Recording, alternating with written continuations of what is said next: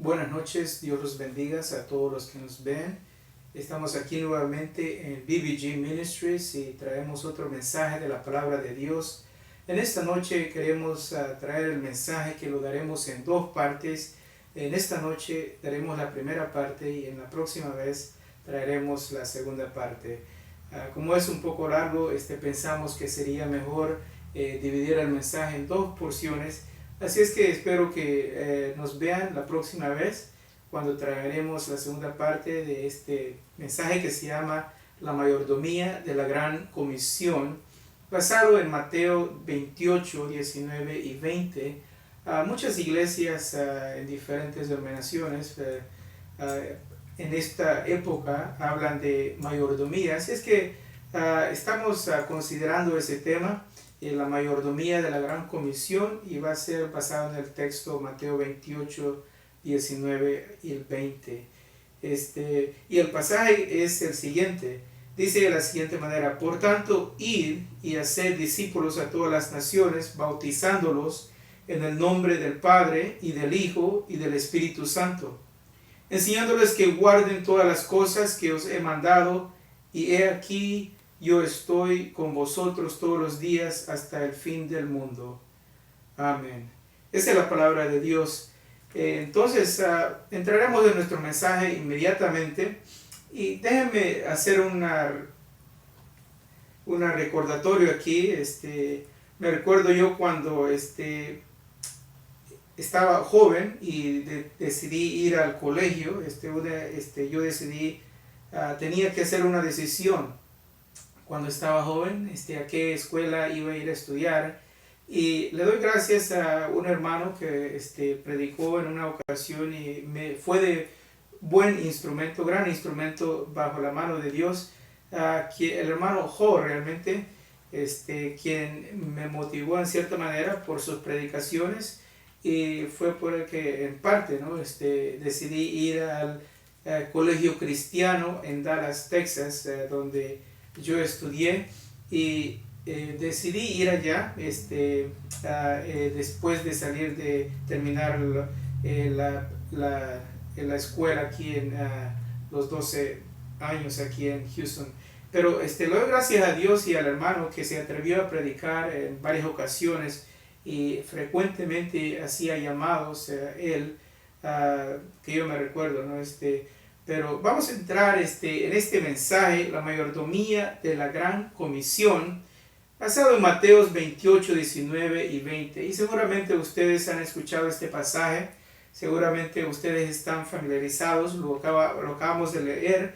Generalmente no pensamos en la Gran Comisión como un tema que se le debe considerar bajo mayordomía. Posiblemente será porque no pensamos en estas dos cosas juntas. Posiblemente porque ignoramos la Gran Comisión, pero sí, es posible y debemos hablar de la mayordomía de la Gran Comisión, puesto que en Mateo, como acabamos de leer, 28, 19 y 20, Jesús da instrucciones que las podemos denominar como un mandato.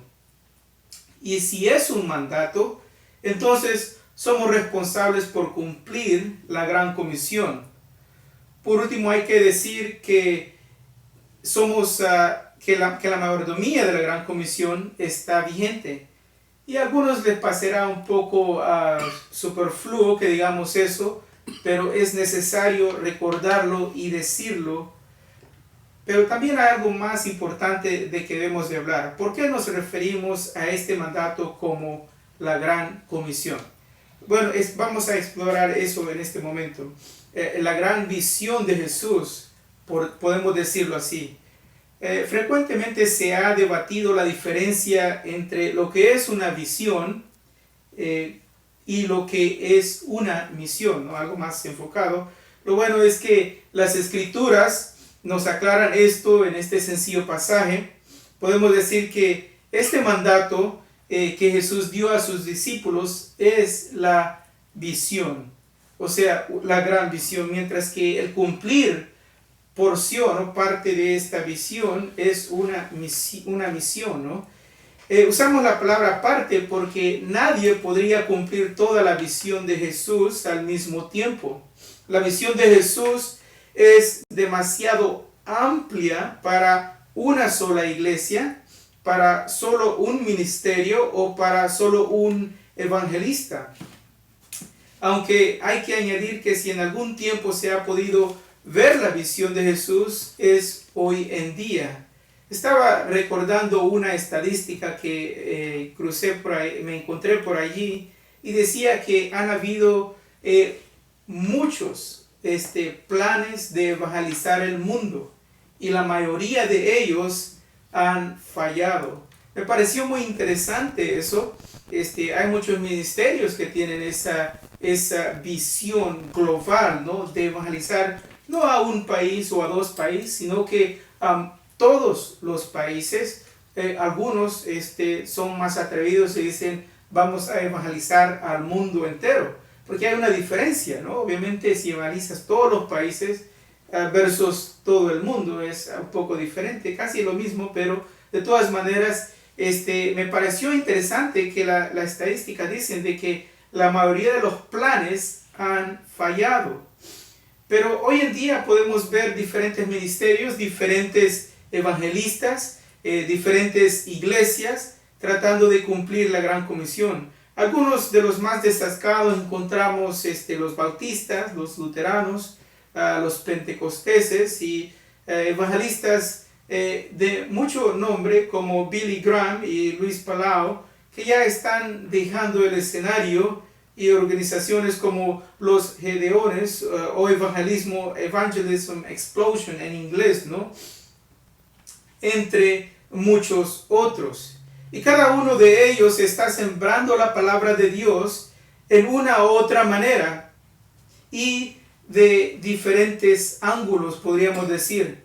Esto nos recuerda 1 Corintios 12:5, donde leemos lo siguiente: y hay diversidad de ministerios, pero el Señor es el mismo. La gran visión de Jesús es, pues, una visión global para todo el mundo, la que llamamos hoy en día la Gran Comisión.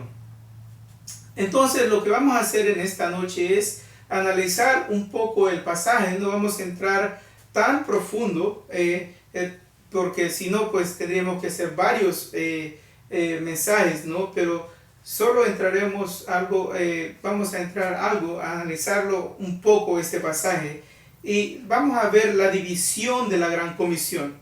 La Gran Comisión se puede dividir en dos partes principalmente, ¿no? Bajo esta división podemos subdividirla en dos áreas principales. La primera parte podemos llamarle las acciones de la Gran Comisión. La segunda parte podemos llamarle las metas de la Gran Comisión. Las acciones de la Gran Comisión son dos: ir y segundo, hacer. Así es que primeramente ir y segundo, hacer. Las metas de la Gran Comisión son dos, ¿no? Bautizándolos y enseñándolos. Primero, la necesidad de ir en busca de los perdidos. Segundo, el proceso de hacer discípulos a todas las naciones. Tercero, el acto de bautizarlos. Cuarto, el proceso de enseñarles. Hablemos de cada uno de estos puntos entonces, ¿no? Las acciones primeramente de la Gran Comisión. Ir en busca de los perdidos. El mensaje es muy claro. Ir. Ir es un verbo e implica acción. Algo que muchas iglesias de hoy en día han perdido es este sencillo mensaje de ir. Hoy en día bien podríamos decir que muchos están esperando que los perdidos vengan a sus iglesias. Por ejemplo, podemos ver rótulos que anuncian ven a nuestra iglesia, etc. Y no estamos diciendo que eso está malo, es todo muy bueno, pero en ocasiones parece que estamos esperando que aquellos que están perdidos vengan a la iglesia y no al contrario. Pero, o sea, no es así, ¿verdad? Los perdidos no van a venir a las iglesias solo porque tenemos grandes edificios con todas las amenidades de un club cívico. Tampoco vendrán porque en esa iglesia se predica la suficiencia de Cristo. No vendrán porque tenemos una buena doctrina, y hay muchas iglesias que se sienten muy orgullosas, ¿verdad?, de su doctrina y están, hay que decirlo y hay que ser honestos, ¿no? Se sienten demasiado orgullosos y eso probablemente no es bueno, ¿no? Tenemos que ir. Cuando dejemos de ir, será cuando veamos a Jesús bajando sobre las nubes. Es entonces cuando ciertamente ya no podremos ir, ¿no? Pero mientras tanto tenemos que ir, y algunos de nosotros necesitamos escuchar esa palabra hoy en día. Tenemos que ir porque muchos, y yo he estado en iglesias donde realmente no se ha estado yendo mucho, no se está yendo mucho. Y hay muchas iglesias alrededor de nosotros y seguramente tal vez a donde usted nos está viendo o escuchando, donde también eso es una realidad. Tenemos que ir y por eso es que decimos al principio, el mandato está vigente. Cuando dejemos de ir será cuando veamos a Jesús viniendo sobre las nubes, ¿no? Cuando ya no habrá necesidad, cuando sea noche, según dice las Escrituras, aquel tiempo cuando ya el hombre ya no puede trabajar, ¿no? Mientras tanto, el mandato está vigente, tenemos que ir en busca de los perdidos. Esto significa que tenemos que tener un plan de evangelismo internacional, regional, local y aún en nuestra comunidad. Algunos tienen diferentes opiniones en qué es local, ¿no? Bueno, local es nuestro estado, local es nuestra ciudad o local es nuestra vecindad, por eso hacemos esa distinción, ¿no? Pero local puede ser diferentes áreas y puede ser un poco de un reto para muchas iglesias, ¿no? Pero local puede ser tu vecindad y con eso creo que podemos decir que nadie está nadie no podrá cumplir con esa porción, por lo menos, ¿no? de ir a nuestra comunidad. ¿Cómo pues justificamos que estos planes sean necesarios? Esperamos responder a esta pregunta y a otras en este mensaje. Pero antes, déjenme contarles una anécdota. En una ocasión escuché el consejo de un pastor. Estaba hablando con él. Él es pastor y consejero. Pero en una ocasión estaba con él y estuvimos hablando de diferentes cosas. Pero en esa ocasión él me dijo que salió la conversación y me dice, cuando uno tiene planes de hacer algo, hay que identificar tres cosas, que habiéndolas identificado, ya habremos avanzado grandemente en nuestra meta. Bueno, primero me dice, ¿qué es lo que quieres hacer? El qué es muy importante. Segundo, me dice él, ¿cuándo lo quieres hacer? El cuándo es muy importante. Tienes que identificar el qué, porque eso te va a decir mucho, va a sembrar parámetros. El cuándo también va a definir parámetros, ¿verdad? Para los planes que tú tienes que hacer. Y naturalmente, por último, dice él, me dijo él, ¿cómo lo piensas hacer? El cómo es muy importante también porque eso es tal vez podríamos decir cómo vas a elaborar el plan, ¿no? Entonces, si puedes identificar estas tres cosas, estás en muy buen camino y solo está de ponerte en las cosas en acción, ¿no? Pero a diferencia de este ejemplo, tendremos que decir que Jesús solo nos dio el qué, no el cuándo ni el cómo con respecto a la gran comisión o a la visión que Él nos dio, que acabamos de leer hace un poquito, ¿no? Él no nos dijo cómo tenemos que ir, ni tampoco nos dijo cuándo tenemos que ir. Sencillamente nos dijo ir, ¿verdad? O sea, bueno, tal vez en cierta manera el cuándo está implicado ahí, bueno, que es una implicación, ¿no? Pero no vamos a hablar de eso en esta noche, no vamos a elaborar mucho de eso en esta noche. Pero ¿por qué será esto? ¿Por qué es que Jesús no nos dijo cómo ni cuándo tenemos que hacer esto? Creo que hay mucha libertad en esto, pero también, como en el caso de Adán, nos toca que usar nuestra creatividad para nombrar los animales.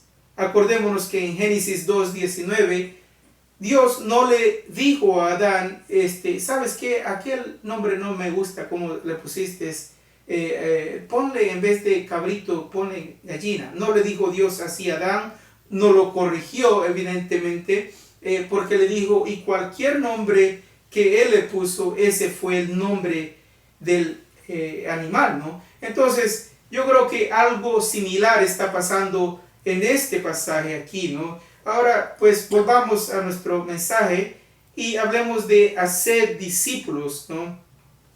Hacer discípulos. Hacer discípulos realmente suena muy fácil, pero como muchas organizaciones se han dado cuenta, esto puede ser un poco más difícil de lo que parece. Nosotros mismos hemos hablado un poco de esto en otra ocasión. No estamos aquí para decir cómo elaborar este proceso, ¿no? Porque eso también nos llevaría varios mensajes. Lo que sí tenemos que decir es que es un proceso y no un acto inmediato que se hace en un instante, digamos por así, ¿no? Inmediatamente. Las conversiones suceden en un instante y gracias a Dios que eso es así. Pero hacer discípulos es un proceso que puede llevar meses hasta años, ¿no? Un ejemplo de la conversión es cuando aquel hombre que estaba colgado con Jesús, uno de los que fueron puestos en la cruz con Jesús, cuando Jesús le dijo, hoy mismo estarás, verás el reino. Dándole a entender, sabes que tu fe te ha salvado. O sea, eso es la implicación ahí en ese pasaje. El hombre, en ese instante en que dio aceptación de quién Jesús era, estaba diciendo, sabes que yo creo en ti. Entonces, ahí nos damos cuenta cómo una persona cuando se arrepiente, cuando viene a Jesús, pasa inmediatamente de un estado a otro estado, de no estar en el libro de la vida, así estar en el libro de la vida. Tu nombre es automáticamente puesto allí o escrito allí, ¿no? Aunque también hay que recordar que el proceso no necesariamente se puede medir con una regla, por decirlo así, ¿no? Pero sí hemos de elaborar una prueba de discipulado. Tendríamos que decir que es aquella que al ser preguntado, es decir, ¿te consideras un discípulo de Jesús? Y esta vida al ser, o sea, si al ser preguntado a un creyente, ¿te consideras, o cualquier persona podríamos decir en este contexto, ¿no? ¿Te consideras un discípulo de Jesús? La persona o el creyente va a decir con un enérgico sí, claro que sí soy un discípulo de Jesús, o por lo menos sí, soy un discípulo de Jesús, sí soy un hermano, o sí soy una hermana. Pero cuando estamos en duda, o sea, creo que hay una pregunta ahí que realmente identifica qué realmente somos, ¿no? Y esta vida, o sea, o esta persona, al ser vista por los demás, concluirían que ciertamente refleja a alguien en pos de Jesús, o tras los pasos de Jesús, alguien que va detrás de Jesús. La prueba consiste en el testimonio personal de la persona y el testimonio de los demás. En fin de cuentas, así sucedía, ¿no? En los tiempos de Jesús, según Hechos 11:26, cuando los discípulos fueron llamados cristianos por primera vez. El testimonio de ellos y de ellos mismos, que ellos pronunciaban con sus labios, y el testimonio de las personas los identificaba como discípulos de Jesús. Así es que ambas cosas suceden, ¿no? Yo digo que soy cristiano y las personas me ven y ellos ven un cristiano. Eso creo que es una prueba fácil, corta, breve, y hay algunos que probablemente no van a estar de acuerdo conmigo porque la prueba tiene sus fallas, ¿no? En cierta manera de hablar, y la criticarían de ser insuficiente para definir qué es aquel que se llama discípulo de Jesús, ¿no? Pero más les recuerdo que no estamos aquí para debatir si esto es o no es realmente una definición correcta de la importancia de qué es un discípulo, ¿no? Pero continuemos con el mensaje y hablemos de las metas de la Gran Comisión.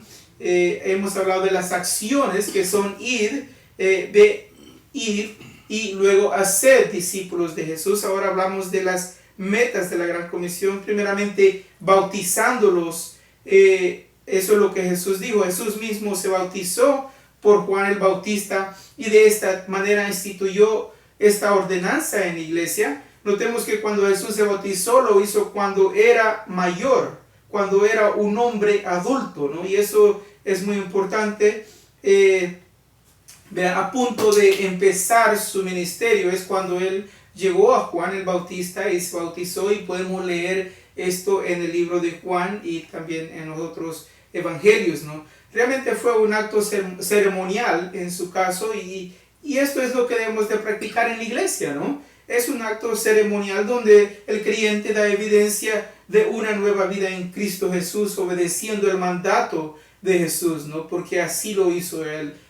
¿Cómo no hacerlo entonces si Él mismo nos ha dado su ejemplo? El creyente que ha creído en Jesús y no se ha bautizado, realmente es un creyente que está en desobediencia, ¿no? Pero esa es una de las metas de la Gran Comisión. Segundo, hablemos de enseñándoles. Cuando Jesús dijo, enseñándoles que guarden todas las cosas que os he mandado, se estaba refiriendo a lo que podemos observar hoy en día, ¿no? Hoy en día tenemos infinidad de recursos cristianos, y cada día que pasa parece que vamos adquiriendo más y más conocimiento, ¿no? La palabra enseñándoles tampoco parece tan sencillo como suena. Enseñándoles abarca todo lo que es doctrina, escuela dominical, seminarios, educadores, colegios y universidades cristianas, ¿no? Solo para nombrar algunos, ¿no? Estamos en los días modernos en los cuales tenemos que defender nuestras posiciones con el poder de la palabra escrita, como lo alude Pablo en varios de sus pasajes, por ejemplo, 1 de Corintios 1:2 y también 2 de Timoteo 3:16. La fe se tiene que impartir por medio de la enseñanza, pero también hay necesidad de defenderla, ¿no? Entonces, enseñándoles también significa que es un proceso interminable, pues habrá alguien que pueda abarcar todo el consejo de la palabra de Dios durante toda su vida. Nosotros apenas rascamos el polvo de los primeros 5 de la Biblia y nos encontramos en lo que podríamos decir un verdadero bosque, no interminable. Pero ¿cómo entonces podríamos, o una sola persona, abarcar todo el consejo de la palabra de Dios, ¿no? Algunos hombres grandes como Lutero tuvieron gran iluminación en el libro de Romanos y otros en otros libros, ¿no? Pero la Biblia es tan extensa y tan profunda que realmente una sola vida no basta, ¿no? Para alcanzar todo lo que hay que descubrir en la Biblia, y posiblemente no abarcaremos todo en nuestra vida, ¿no? Así es que me gustaría en este momento hablar de 5 implicaciones acerca de esta gran visión de Jesús. Las 5 implicaciones de ir a las naciones, ¿no? Como Jesús lo dijo. 1, primeramente, una visión grande y global. Una visión grande y global es lo que tenía Jesús en mente. Vea, una visión grande y global de evangelización. ¿Cómo podemos cumplir con este gran mandato? Acordémonos que Pablo y los apóstoles no perdieron tiempo en ir a las naciones. Las cartas de Pablo llevan los nombres de las ciudades donde ellos sembraron misiones, como entre ellas, por ejemplo, podemos recordar Efesios, Romanos y Corintios y etcétera, ¿no? Ellos viajaron por todo el mundo mediterráneo llevando las buenas nuevas de Jesús. El mundo de entonces era mucho más pequeño. Hoy en día se ha complicado naturalmente, y hay muchas naciones, ¿no?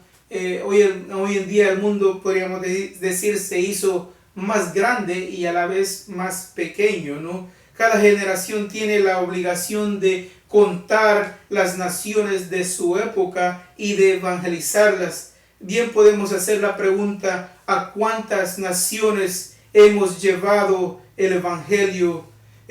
Puede ser una pregunta individual, una pregunta personal, como puede ser una pregunta congregacional. Y algunos de nosotros deberíamos de sentirnos un poco apenados porque posiblemente teniendo recursos no hemos alcanzado a otras naciones. Algunos obviamente no tienen recursos, pero aquellos que sí los tienen, a esos debemos de hacernos la pregunta: ¿a cuántas naciones hemos llevado el evangelio? La visión de Jesús es grande y global, y por lo tanto siempre ha requerido un buen número de obreros. Nuestra segunda implicación, ¿no? La gran demanda de obreros en la viña del Señor. Ir a las naciones implica una visión muy amplia de obreros en el evangelio, asistiendo en cumplir con esta gran comisión. Notemos que para ir a las naciones se necesitan por lo menos un misionero,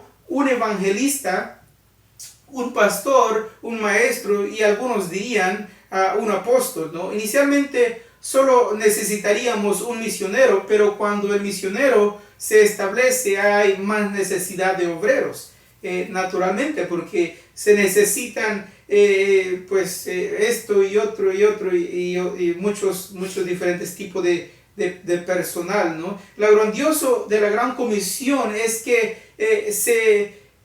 los obreros generalmente salen del terreno en el cual se está sembrando la palabra de Dios, y eso es lo grandioso de la gran comisión, ¿no? Esto nos debe de dar a conocer que hay muchos llamados para servir en el ministerio del Señor, y algunos que probablemente no saben esto, pero porque solo conocemos el llamado del pastor, el llamado de evangelista, el llamado del maestro, y algunos nos quedamos limitados en esos tres, ¿no? Algunos no vamos a los demás, otros sí vamos a los demás, pero acordémonos que hay más llamados, y el Señor seriamente te puede llamar a hacer algo más, como por ejemplo un lingüista, un traductor, un teólogo, un músico, un artista, un escritor, entre muchos de los que podemos nombrar. Es por eso que hoy en día vemos un gran número de universidades cristianas, puesto que ellas aportan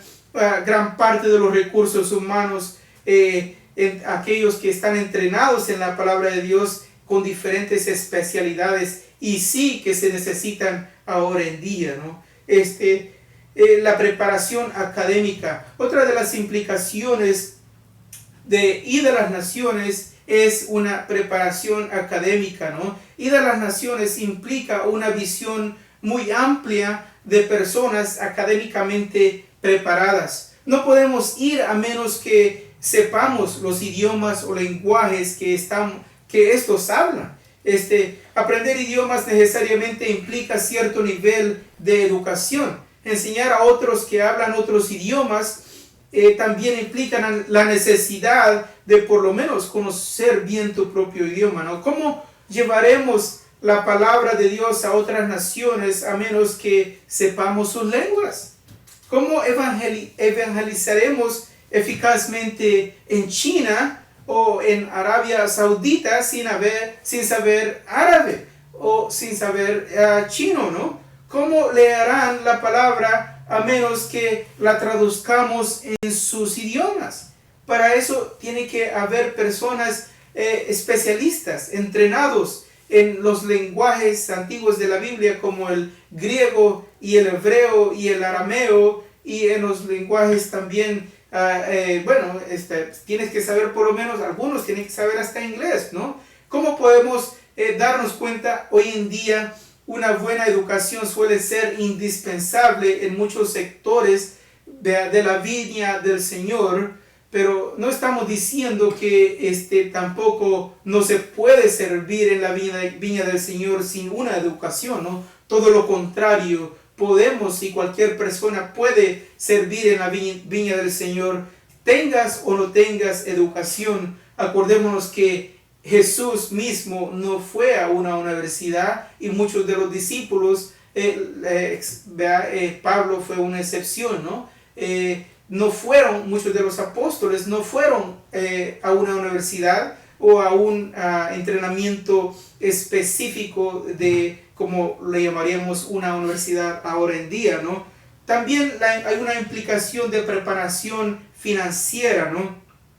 Ir a las naciones implica una visión muy amplia de las finanzas de la iglesia, ¿no? ¿Cuánto dinero cree usted que se necesita para evangelizar a una ciudad por todo un año? Bueno, eso depende, claro, si usted es soltero o si usted es casado. La mayoría, bueno, gran parte de los misioneros son casados, ¿no? Algunos no, pero gran parte de ellos son casados. Si usted está casado, esto complica las cosas porque ya se multiplica el costo monetario para evangelizar, ¿no? Digamos 1 año o 2 años, ¿no? Como sea la cosa. La Gran Comisión necesariamente nos ha ayudado a crear una sección en nuestro presupuesto con el fin de cumplir esta meta, ¿no? Si tu presupuesto no incluye esta sección, estamos fallando en cumplir con la Gran Comisión. Claro, como dijimos o mencionamos hace ratito, no toda iglesia puede mandar un misionero a cada país y no toda iglesia puede dar para sostener un ministerio internacional o aún así nacional. Pero recordemos que cuando damos, estamos dando para misiones también. Y esperemos que así sea, ¿no? Que su iglesia tenga un pequeño, aunque sea pequeño, contribución para misiones internacionales, ¿no? Y esto es bueno de las organizaciones, ¿no? Que pueden abarcar el mundo o por lo menos otros países, ¿no? Eso es algo bueno de las organizaciones.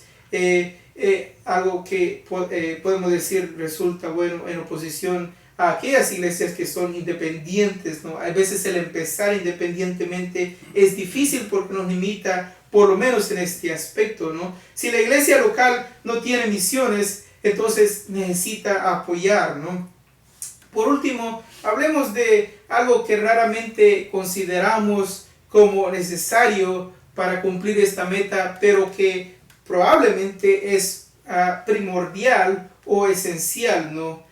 La quinta implicación de la Gran Comisión, diríamos, es un corazón apto, un corazón apto. Hablemos de esto. ¿Qué es un corazón apto? Bueno, hablemos de esto. Tenemos que decir que un buen termómetro de la salud de una iglesia tendría que ser el énfasis que se le da a la evangelización. Y una de las preguntas que los pastores se deben de hacer, o aquellos que están interesados en la iglesia, en el crecimiento de la iglesia, es esta pregunta: ¿cuál es un buen termómetro para saber si una iglesia es saludable o no es saludable? Claro que no ninguna pregunta, será la definitiva respuesta para contestar esta pregunta, porque se tendrán que hacer varias preguntas o se tendrán que poner varias categorías de preguntas, ¿no? Pero una de ellas, yo creo, para determinar la salud de una iglesia, y no tendrá que ser esta en exclusiva, ¿no? Pero una buena pregunta que usted tiene que hacer, porque recordémonos que Jesús, la Biblia habla en los proverbios: conoced el estado de tus ovejas. Conoced el estado de tus ovejas. Bueno, ¿cómo podremos saber el estado de las ovejas? A menos que veamos, ¿verdad? ¿Qué tanto énfasis le ponen a la evangelización? ¿Por qué esto es importante? Porque estamos hablando de la Gran Comisión. Estamos hablando de la gran visión que Jesús dio a sus discípulos. Estamos hablando de algo sumamente importante aquí. Estamos hablando de algo que no podemos poner a un lado. Estamos hablando de algo que no podemos dejar a un lado. Estamos hablando que esto tiene que ser primordial. Estamos hablando de que cuando un pastor nuevo venga a la iglesia a presentarse y querer ser pastor de su iglesia, esta debe ser una de las preguntas que usted o el comité, pastor tiene que hacerle al pastor. Esta es una de las preguntas que no tienes que escaparse de ese comité. Pastor, ¿qué tanto énfasis le pone usted a la evangelización? Deme ejemplos concretos. ¿Qué tantas campañas ha hecho usted, pastor? ¿Cuántos de sus mensajes son evangelísticos, pastor? ¿Cómo va usted? ¿Qué plan evangelístico tiene usted, pastor? Si usted quiere ser pastor de esta iglesia, ¿cuál es su plan de evangelización? ¿Qué nos tiene que decir con respecto a Mateos 19 y 20? ¿Qué plan tiene usted, pastor? Esta es una pregunta muy importante. Esta es una de las preguntas que podríamos decir es un buen termómetro de la salud del estado de la iglesia. El énfasis que se le da a la evangelización, el énfasis que su iglesia tiene hoy en día. Si ustedes me están escuchando, yo creo que podemos evaluar la iglesia donde nosotros estamos y llegar a una conclusión y decir, ¿qué tan saludable está nuestra iglesia? Y podemos evaluarla con esta pregunta en parte. No estamos diciendo que esto va a decir todo de la iglesia, porque las iglesias pasan por etapas. Las iglesias tienen diferentes situaciones. Las iglesias pasan por momentos de crisis. Si una iglesia está en crisis, obviamente, probablemente va a minimizar esto. Pero aún así la pregunta es relevante e importante, ¿no? Entonces, un corazón apto para evangelizar es un corazón que ama a las demás personas. Ama a las demás personas. Pero más importante, una persona que ama a las personas perdidas. Que ama a las personas perdidas. No iremos si no tenemos amor. Y hoy en día yo he estado en muchos lugares, y usted también posiblemente, espero que no, pero posiblemente, he estado en iglesias que no están yendo. Tendremos educación, tendremos buenos edificios, muy lujosos, y hasta podemos tener la mejor doctrina. Y hemos dicho eso. Hay iglesias que tienen buenas doctrinas, buena enseñanza, pero no están yendo. Pero no iremos si no tenemos amor, básicamente. El amor por las almas perdidas es lo que nos impela a seguir adelante con nuestros esfuerzos. Porque hay misiones que posiblemente están funcionando porque tienen un comité, posiblemente porque tienen recursos, porque hay tradición de misiones. Escuchen bien, hay tradición de misiones. Hay una mesa directiva que rige los líderes y exige evangelismo y misiones. Estos muchas veces llevan el timón y no necesariamente el corazón, el amor por las almas perdidas, ¿no? Y eso es lo que queremos decir, que un corazón apto para evangelizar es aquel que ama a las almas perdidas, y no necesariamente porque hay recursos o porque la mesa directiva nos ha dicho y requiere que exista esto, ¿no? Y no dudo que hay lugares que así están, pero espero que no sean muchos, porque una iglesia que deja de evangelizar o que para sus esfuerzos es una iglesia que está en peligro de sucumbir en aguas de pantano donde será muy difícil salir. Una iglesia que para de evangelizar es una iglesia a la cual se le debe de preguntar cómo está su corazón. ¿Cómo está su corazón si no está saliendo a evangelizar? ¿Cómo está su corazón si no está predicando mensajes evangelísticos? Tendremos que preguntar, ¿sigue teniendo la misma pasión por los perdidos como la tuvo Cristo? La pasión de Cristo era global y el precio que pagó fue el más alto. El interés de Cristo por los demás no estaba limitado a aquellos que eran de su propio color, sino por todos. No estaban limitados a aquellos que creían como Él, o que pensaban, o que se miraban como Él. Lo único que vamos a decir es que si hemos parado de evangelizar, es señal que nuestro corazón tal vez no está como debe estar, y es tiempo que vengamos a aquel que nos puede ayudar, Jesús. Algunos haríamos bien en orar al Señor que nos renueve el gozo de su salvación, como lo hizo David, cuando él ora en el Salmo 51-52, dice, renuévame el gozo de tu salvación, porque cuando tenemos el gozo de la salvación es cuando salimos y evangelizamos y les decimos a los demás, ¿sabes qué? Jesús te ama. ¿Sabes qué? Tú puedes entrar al reino. Dios te ama, Dios te quiere.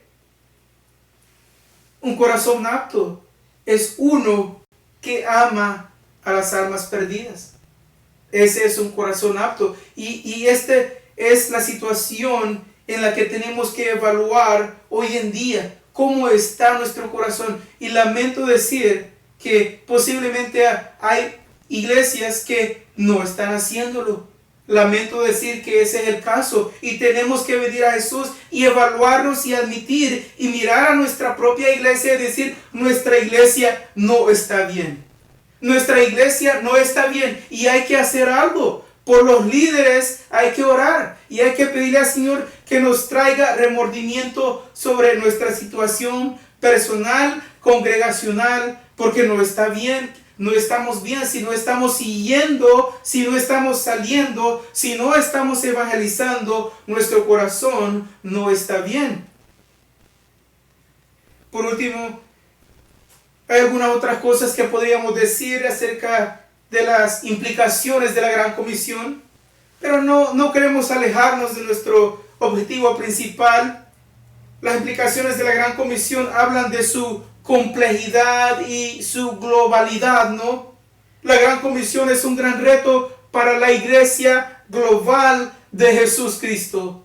Noten que digo la iglesia global de Jesús Cristo. Lo ha sido siempre y lo continuará siendo siempre. Es un reto y no ha terminado. El reto está vigente. Me gustaría terminar haciendo un llamado, ya que he terminado con un corazón apto. Tal vez tú, hermano, tú sientes que la palabra de Dios te ha tocado en esta noche, porque estamos tratando de predicar la palabra de Dios en esta noche, de que la Gran Comisión está vigente y no hay otro tiempo más importante que este momento para venir a Jesús y decirle, Señor, remuérdeme mi conciencia por las almas perdidas, devuélveme el gozo de tu salvación. Yo quiero que tú me redarguyas en mi corazón por aquellos perdidos. Ayúdame a sentir el dolor por las almas perdidas. Ayúdame a sentir el amor por aquellos que están perdidos. Y si tú eres pastor también, y si tú eres creyente o hermana creyente, necesitas venir a Jesús y pedirle perdón y decirle que te renueve el gozo de su salvación. Te damos gracias, hermano, amigo que nos has estado viendo. Esperamos que nos escuches la próxima vez para finalizar y concluir este mensaje, la mayordomía de la Gran Comisión. Dios te bendiga.